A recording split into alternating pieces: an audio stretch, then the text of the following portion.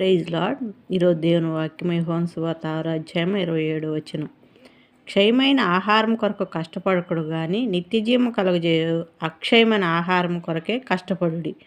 మనుష్య కుమారుడు దానిని మీకు ఇచ్చును. ఇందుకైతే తండ్రి అయిన దేవుడు ఆయనకు ముద్ర వేసి ఉన్నాడని చెప్పాను. ఈరోజు దేవుడు యోహాను సువార్త 6వ అధ్యాయం 27వ వచనంతో మనతో మాట్లాడుతున్నాడు. ఈ లోకం ఆహారము ఏదైనా ప్రయాసం అంతా క్షయమైపోయేదే, కానీ నిత్య జీవం ఉంది, అది అక్షయమనేది.